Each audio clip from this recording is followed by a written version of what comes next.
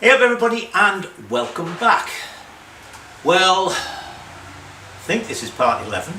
I'm going to do the carbs, but as with the last couple, I'm doing introductions in the middle and the end of videos. So anyway, stop showing off and get down. So as I say, part 11, we're going to do the carbs. So the wheels still aren't done as I'm doing this, but hopefully they will be by the end of the week so that I can finish part 10 off. Isn't it very confusing? So anyway, I think possibly by now we've got 5,000, or should I say by the time you're seeing this, not necessarily as I'm recording it. But anyway, lots of comments. I think I've answered them all. I had one chap comment and mentioned the fact that I'd mentioned British Steel and Teacher Training College and stuff and was interested in my background. And then someone added to that and said yes, they were as well. But I mean, that's only 2 out of 5,000. But anyway, the other 4,998, you'll just have to bear with me. Here's a quick recap. I think 68. For those of you who are musically inclined and know Chris Rea, I went to school with him, same year as me, St Mary's College Grammar School for Boys. But really, job-wise, which is I guess what you were getting at, I started off as a laboratory technician, got a bit bored with that. That's why I went to Teacher Training College to train to be a biology teacher, but I didn't actually like the teaching practice, so I got out of that. And then because I was young, I was a bingo caller, I was an employment officer, I was a cost clerk, I was an insurance agent, you know, going around my little book, penny policies. But then, what did I do then? Then I ran newsagents, and then I went into British Steel just as a slinger in the rolling mill. Funnily enough, where my dad used to work for 40 years. So a slinger's the people that picks things up with the crane, put the ropes on the chains and stuff. And I stayed there until the mill closed down actually, and then I went sort of back to my chemistry and I went to work in a chemical storage tank farm and worked my way up to being supervisor, and then I left to try something else, and the company I joined folded, so I was unemployed, and I went back into insurance, sold it door to door, and I finally finished up being Cleveland County dog catcher. Then, if you like, my proper career started, and I went out to the Middle East, where I was what is known as a chemist cargo surveyor. I used to oversee the loading and the analysis of cargoes on deep sea vessels, so I've loaded chemicals, petroleum products, gigantic crude oil tankers, iron ore, you name it. I've sort of been on every type of ship you can think of, with most of the cargoes you can think of in ports around the world. Then I got transferred here to the US, where I became an executive and got sick of dealing with 30-year-olds with MBAs who thought they knew everything. So I retired early. Started Britannia Motorcycles as something to do. That got to be too busy. It got like a job again, so that's why when I got to 65 I sort of retired, and now I just do the videos and hopefully make your Sunday evenings a little more interesting. So anyway, that's me in a nutshell. If you fall off there, it's going to be your own fault. So let's get on and do the carbs, and who knows, by the time we start filming this I might have the wheels done. Just thought I'd show you this. While I was having my wheel problems, to calm myself down, I polished the tank on this side panel a bit. I got a dent on this side. It was a lot bigger. I've got a lot of it out, so I'll just keep working on that. But it's looking nice, isn't it? So all this polished alloy, when I've got the frame painted in the mystery colour, I think it should look pretty smart. So let me take the tank off and I'll zoom you in. Alright, the standard carbs on this are a pair of CV type, you know, the one with the big pancake top with the diaphragm in that makes the slide go up and down by vacuum. But for racing, they fit around my coonies and all sorts of things. And, oh God, what is your name? I've forgotten it again, sorry. Our viewer who used to motocross an XS650 told me he had 34mm Macounies on. So when I built this frame into the XT500, built this engine, sorry, into the XT500, I came across the problem that I would have here. The XS650 frame has a seat pillar, doesn't have tubes here, so it nicely has two carburetors, one on each side. But with this type of frame, certainly the CV type carbs, and on the XT frame, it fouled on these. So for that, I made a 2-into-1 manifold and mounted one carb in the middle. This one we're going to put twin carbs on because we have a fair bit of room and we're not using the big ones with the big pancake on the top. Let me stop the film a second. Showing my age there, film, not video. I went to get this. What I'm going to put on is a pair of the OKO flat slides, which I get from my friend Roger Annable down in Maryland, who's the US importer. So this is a 26mm. We're going to put a 32mm on. Almost always with these, you go about one size smaller than a round one, a round slide one.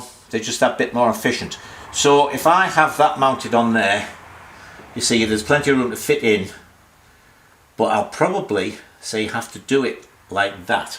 Still got lots of room both sides, but if I do it like that, I'm going to have real trouble getting to the airbox. It's probably going to be about there. So what I'm thinking is I'll put, when I make the stub, I'll put it in at an angle to point that like that so that can go straight back to the airbox. Right, this port, by the way, is 34mm. So what we're going to do is we're going to make a mounting like this. Now on the XS650, that goes on there like thus, and the stub on the carb pushes into there, right? But this is really big, 70mm across there, and the OKOs don't make one of these type of mountings that will fit, so I'm going to make a new one up. And anyway, it would be a straight one. So what we're going to do is we're going to make this part here out of 1/4" aluminium plate. I got a comment that aluminium isn't an alloy. I'm falling into the habit of saying aluminium because everybody here calls alloy aluminium. Those of you back in the UK know very well we always talk about alloy tanks and alloy plate and all the rest of it. But because every time I have to go out and buy some, if I say alloy, they don't know what I'm talking about. I have to say aluminium. Well, I should supposedly say to them aluminum. But anyway, it's aluminium alloy. It's 6061 that I use. So let's not get confused. It's not pure aluminium, it's an alloy. God, I'm waffling this week. Anyway, we're going to use this as a template to cut a piece of 1/4", and then we're going to use a piece of tube which I've just ordered, 1.5" OD, which is 38mm, which just nicely fits the mounting for the carb, and I'm going to get it. I have some that's 16th wall, which gives me, I don't know, actually I think it gives me 34mm internal diameter, but I'm going to get some thicker walled stuff, to make it a bit more robust as it sticks out, but also that'll get me down to 32mm inside diameter, which will match up nicely with the bore of the carb we're putting on. Then when we've got that there, and we've got the carb so we know where it is, we can make our airbox.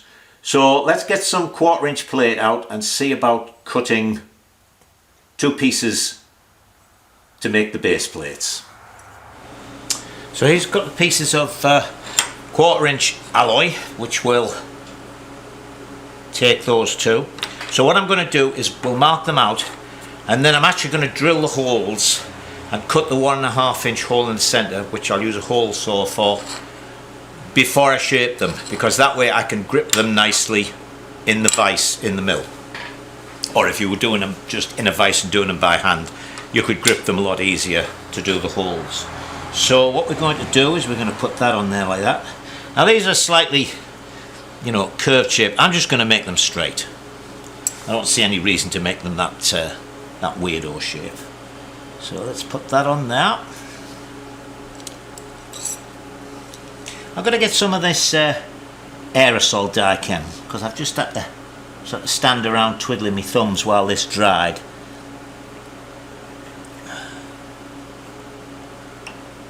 So we'll mark I'll just mark 1. It's pointless you watching me marking 2 because the second one is going to be just the same. Okay, so we'll use a transfer punch. Now these are 6mm holes, so I'm using one which is one size smaller than 1/4 inch. Now don't forget, with the transfer punch, you're not making the punch mark for the drill, you're just wanting to mark it. So there they are, nicely marked. Now we can put that punch on.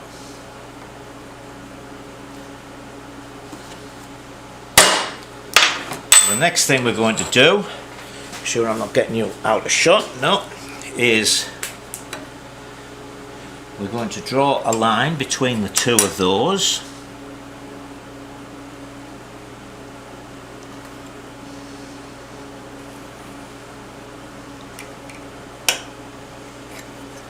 And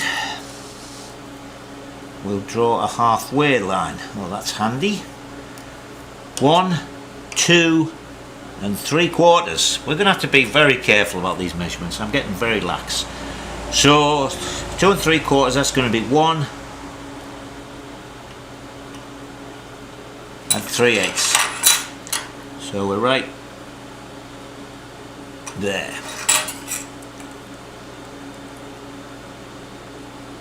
1 3/8 that side. 1 3/8 that side.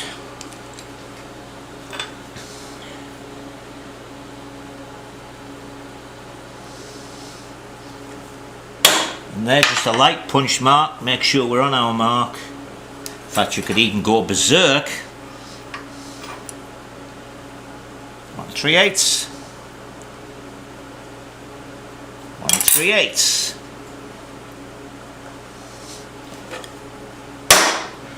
Right, now I'll mark the other one up just the same, and then we'll do some holes.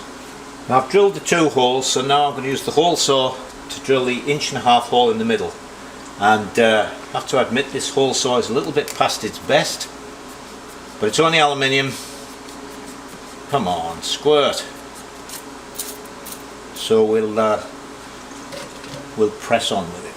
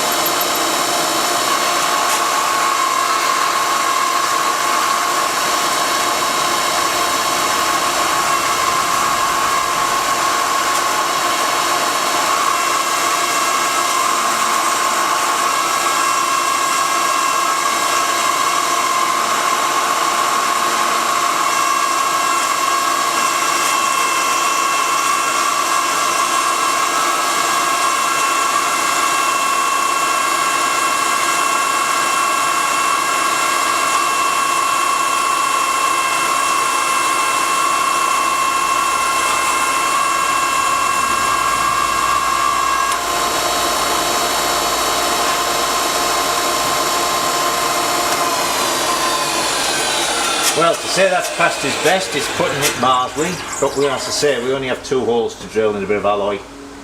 So let me get the other plate done. There's all our holes drilled, centre hole cut. As you can see, I've sort of squared off those little things. So I'll use the bandsaw now and cut this to shape, and then we'll go and try it on the engine. Right, I'll try and do this from round the other side so my hands don't get in the way. There's our piece. I haven't got any 6mm bolts the right size, so we'll just use a couple of bolts to make sure the holes line up. There's one.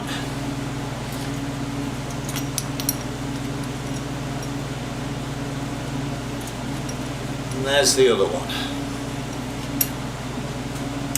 Right, so that's one done.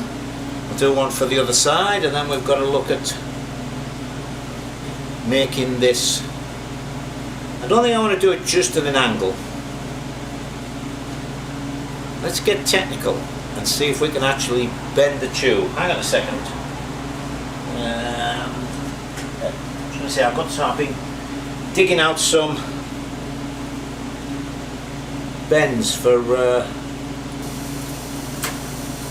say something like that.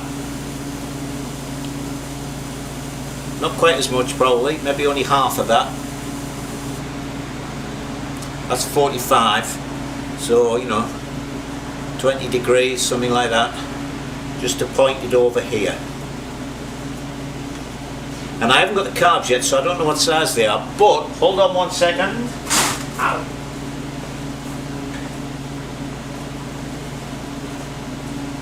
I also have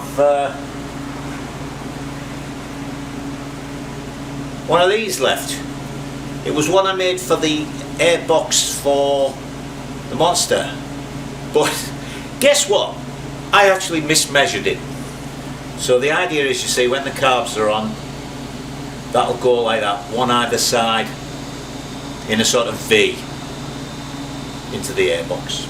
Anyway, let me go and do the other one of these. Short break here. I was out tidying up the other day, so I just thought I'd bolt a couple more pieces on. These are the original B50 stainless steel mudguards. This one's got a rather nasty repair on it. I don't know if I'll be able to save that, but I thought I'd put it on anyway. So it's looking something like, put the handlebars on and things. There you go. And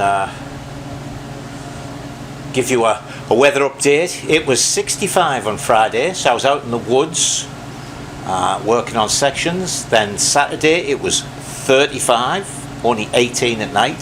Sunday it was back in the 50s, so I was out in the woods again. And today, Monday, there's about 3 inches of snow outside, so poor cats are beside themselves. Anyway, oh, and you know, we're all fit and well. We live out in the middle of nowhere, so there's a couple of cases in the local town of coronavirus, but nothing special at the moment. Although you might have seen that New York is the worst place in the US, but don't forget that's New York City, basically, not New York State, which is very large. Alright, let me get on and we'll start to look at these carbs. Now the carbs haven't actually arrived, but this one, which is a smaller bore, it's the same body size, so I can play around with this. It's going to be a tight fit. Let's see, that's how they would go on, so obviously we'd never be able to, well, we could maybe come out with one, but it's the same as the problem with the Monster with its airbox. It's one thing to get everything to fit, it's something else to get it so the airbox is big enough and I can get it in. Now fortunately here I have a lot more space. I suppose I'll take this cover off in a minute. But what I'm going to have to do is just put them over, as I mentioned, at a little bit of an angle like that. And then there's only just enough space to get the two of them in. We're going to have to think of something clever, but that's going to go about there, like that.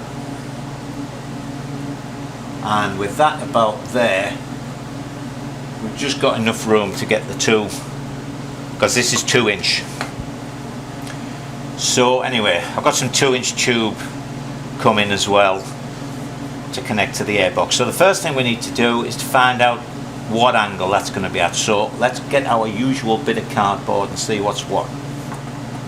Now what I'm going to do for the cardboard is, I know how wide this is, so we're going to measure here, and then from that we can make a little triangle of card. So that wants to be about like that.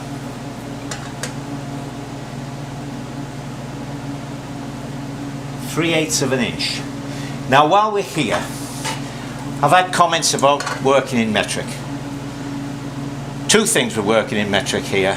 One, I'm an old fella and I've never, well, apart from tons and all the rest of it when I was on the ships, but for measurements I'm an imperial person. Also, I'm in the US. If I walk into the steel stockists or whatever and say, you know, I want some 6mm plate, they're going to look at me as if I'm strange. So to buy stuff and what have you, it's much easier to work in Imperial. The other thing that was mentioned was, you know, why do I work in quarters and eighths and even 30 seconds? You know, do it in thousandths. Well, there's the reason. Because my ruler's marked in those graduations. If it was marked in thousandths, I would read thousandths. And finally, we come back to the thing I keep saying again and again, no, this is the way I do it, and bugger me, it actually works. So there you go. That's why I'm still using Imperial. Let's cut a bit of cardboard. Now my hands are going to get in the way a little bit here because of the way I cut the cardboard. I meant to cut the little handle part so it was on that side, but I didn't. So, oh, hang on. Maybe if I bend that down like that. So if that's on there,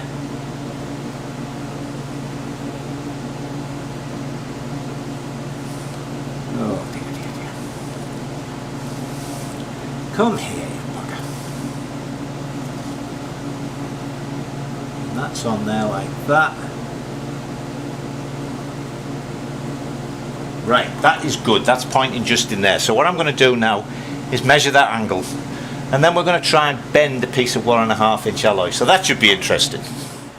Alright, I've got a piece of 1.5 alloy tube in my 1.5 die, and I'm not sure how well this is going to work.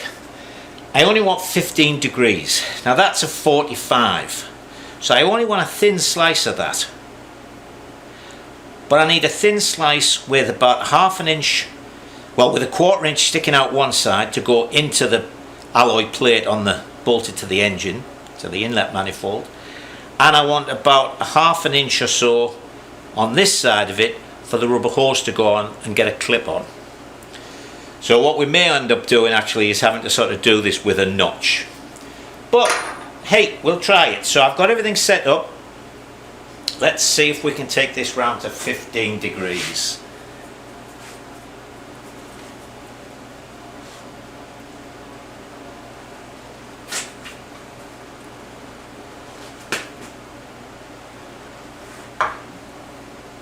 See if there's any spring back. Not much.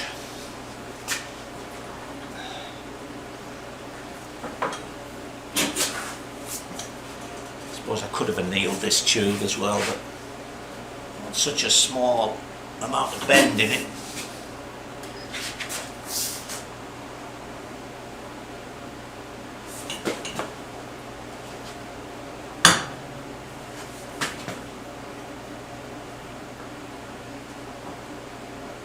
Okay, that's reading 15 degrees. Now that it's bounced back, so let me take it out. Right, so there we've got our 15 degrees. So what I need to do now is, as I say, it's going to be a bit wasteful. Cut that, so I've got about a 1/4 inch there, and then cut that about there. So let me go and mark this and cut it. It's about round, it's maybe very slightly not, but let's see. Actually, just as a check, I'll just put that on there, and it's reading 14.3, so that's not too bad. Now I've put you down at that level because I want to show the angle we're at, so that is going to go in there, like that, and we are at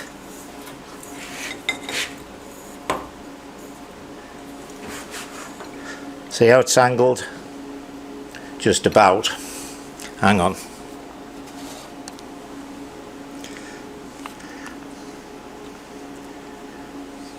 There. Anyway, you can see the angle. So we'll go and fit this. Well, now I've got to cut here. So I have a 1/2 inch of straight, more or less, to put the hose on. The hose that will connect the carb into this. So let me mark that and cut it, and then we'll see about fitting the carb. Now then, as you can see, that's a very small slice, and we had to put that much pipe in, that much tube in to get it, so not exactly very economical. That is going to go in there. That gives us our angle, and it should be enough to put the rubber connector on there. Now of course I don't have the rubber connectors because they're coming with the carbs, but we can give this a looking at anyway. Right, we'll bolt this back on. Do you remember me saying I didn't have any 6mm bolts to put this on right? Of course I did. I'd just taken them out to get those the standard manifolds off. So anyway, there we go. So we'll put them on like thus.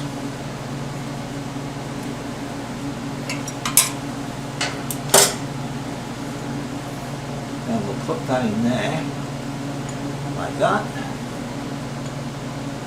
It's suddenly become a loose thing. There's our angle. And that is going to go on there. Like that. And as you can see, it fits in.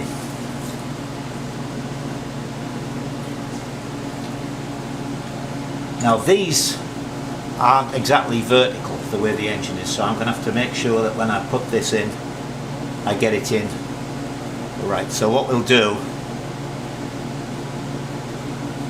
is I'll get that marked. I'll get that exactly how I want it, and then I'll put a couple of marks on, and then I can tack it, and then we'll try it again. Right then, that's got that tacked on. See, I marked it at the sort of highest point, and then also because I wanted it to come down a little bit to keep this level, I marked it around there as well. So now it's tacked. Put it on.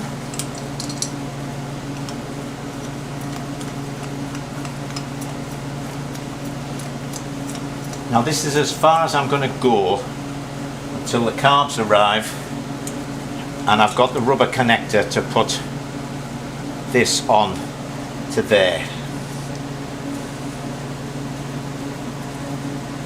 Also, once this is welded up, I'll put it on the surface plate and make sure, because it will probably warp that a little bit.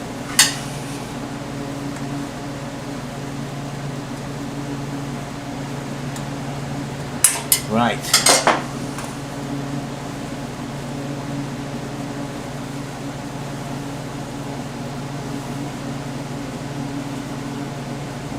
That's pointing down a fraction, isn't it? But we can take care of that with the rubber actually. But that looks to be pretty good. Hang on. This is 2 1/4 inches wide, so drops it a day. Let me put that on and measure how much of a gap we've got over here. God.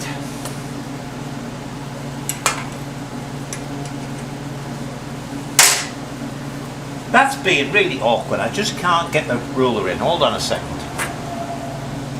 Right, I'm back.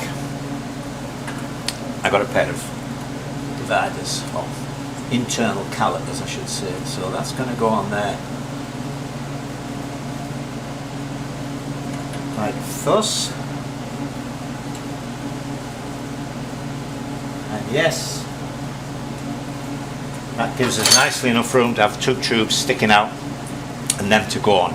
Now this, let me move you around a little bit to show you this. Whoop. As you can see there, this gets wider, so even if I'm a little tight here, if I make the airbox in the top half of that space, then when I've unbolted I can pull it down slightly, and then I've got more space to get it out. Okay, so we should be fine there. Sorry about the noise, but it's pouring down. Maybe I'll have to invest in one of these external mics. Alright, carburetor's arrived, and more importantly the rubber boots, because unfortunately Roger forgot to put them in the box, so I had to wait. So it's Saturday now, so I'm just getting this stuff done to get the video finished. Alright, so there you can see them on the mounts I made, and they're pointing inwards to clear here. Now then, Let me see, do I need to, yeah, let me pull you back there.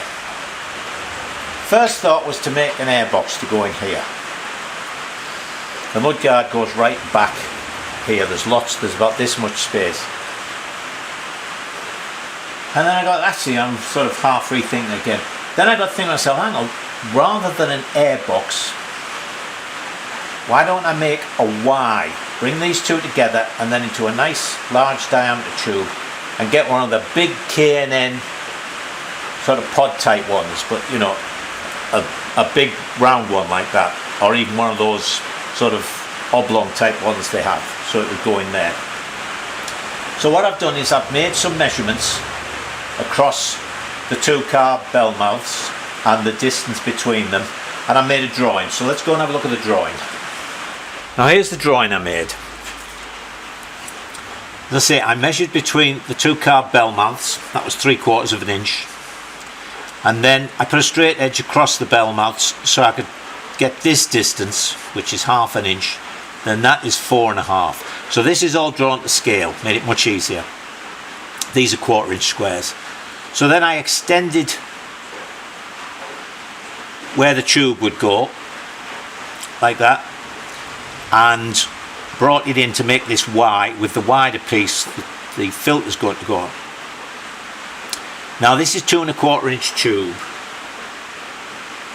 and the cross-sectional area of this tube here, the internal diameter cross-sectional area, is almost 3 times the area of the carb chokes, because don't forget these are bell mouths, so they actually go in like that. So the choke is a lot smaller than this. So the two carbs together couldn't suck more air than this could supply. So I drew it all out, as you see, and then I made a cardboard template. But I also made another cardboard template. Actually, I made that one first, and you will see that this is probably the one I'm going to need. So let's look at the bike. Now hang on, you might need to come out a bit more. I put the mudguard in so you can see how much actual space we've got here. Don't forget, there's nothing else to go in here. There's no oil tanks, no electrics, nothing. That's just empty space.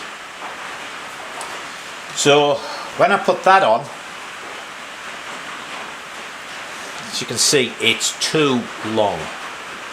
I'm going to have sod all room for my filter.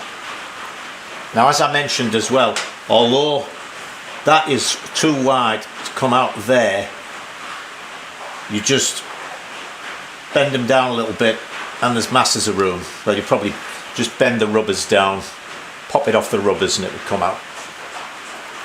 So this one is looking more like.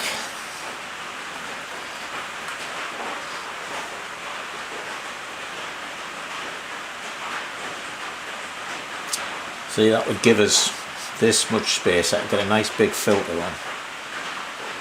Because the thing is, I've been looking in the K&N catalogue and finding a sort of large area one that's not very high. I mean, I might be able to find one. I don't know. I can have another look at lunchtime. But the thing there, you see, is getting from, where are we? These two tubes here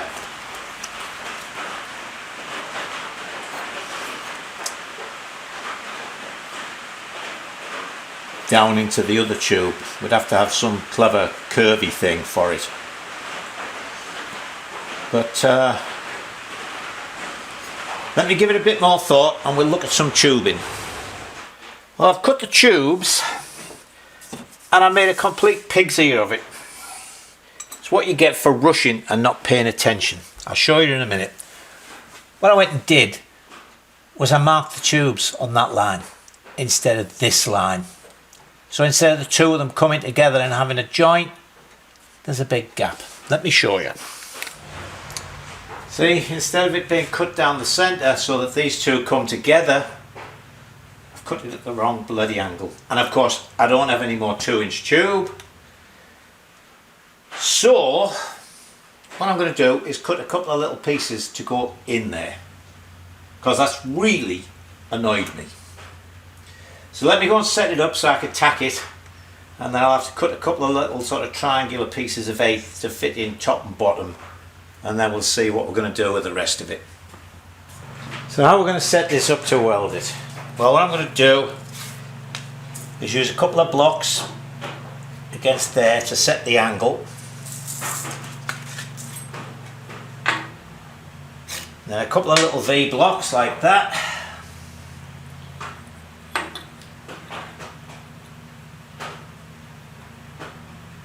And we'll set that up against that block like that. God, I'm so pissed about this.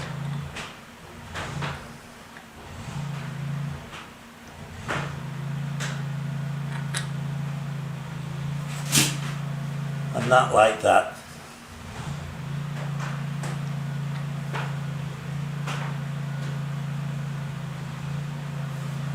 And then we'll tack it in the centre. And as I say, I'll have to make up a little piece to go in there, top and bottom, and then we'll cut them off like that and work out how to get the other piece. Or I might go back to my idea of an airbox, put a piece of plate on there. Bugger. Right, I've been and had lunch, calmed down a bit, so I made a little cardboard template, cut a piece and put it in there because I'm going to cut this off about like that. I've also checked on the K&N website, which is much harder to use than it was, just the same as YouTube for uploading videos. Why people keep changing them, I don't know. They always make them harder. Anyway, there's the first piece in, so I'll do the same underneath, cut that, and then we'll see about fitting our other piece on and sort of flaring it in nicely. Right, well, I've got the two pieces welded in, and I've welded that piece onto there. You know, I've made a complete pixie of this, I really have, because now I'm looking at cutting this out to smooth it all in, and I just shouldn't have cut that off. I should have cut into this piece. So we're going to get there, but my God, it's been a bit of a debacle. Alright, let me cut that piece out, and then you see the piece I cut off there will go in. Right, well, I'm going to have to knock off because it's gone 5 o'clock and I have stuff to do. So I didn't get to finish the other one of these, but I did finish this side. And I ground the welds out and did it all. These welds are so nice, I don't want to grind them out. But anyway, you may notice that just to add insult to injury, when I was polishing this, where is it? It pulled out of my hands, bang, landed right down on the edge, put a flat in it. So I'll have to work that out. Alright, now I think I might have to shorten this. I can't shorten it much because of the way it goes in, or else I'm going to have to start rethinking. But I think the filter I got the spec for on the K&N site. You're wondering what the hell's going on here, aren't you? Okay, so this is how it would go on, look. There's enough room for the rubbers to be able to push right on so they're flush.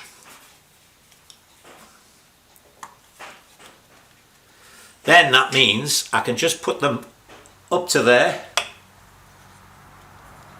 and push them on. And then of course a couple of clips. Come on. There we go. And they will go on there like that. Now also what there's going to be is a little bracket on the top to go on and bolt up. I'll weld it onto there and bolt it onto the frame somewhere. There's a little plate here, I'll probably be able to do it there. Now I'm not sure about this now. According to the thing, hang on, there was one that was 2.5 inches deep, one that was 2 by 4.5 by 3 3/4. I might have to use that one because the other one was 5 inches diameter, which means 5.5 inches, which means the centre is going to be there. 5.5 is, where are we? 1, 2, 3/4.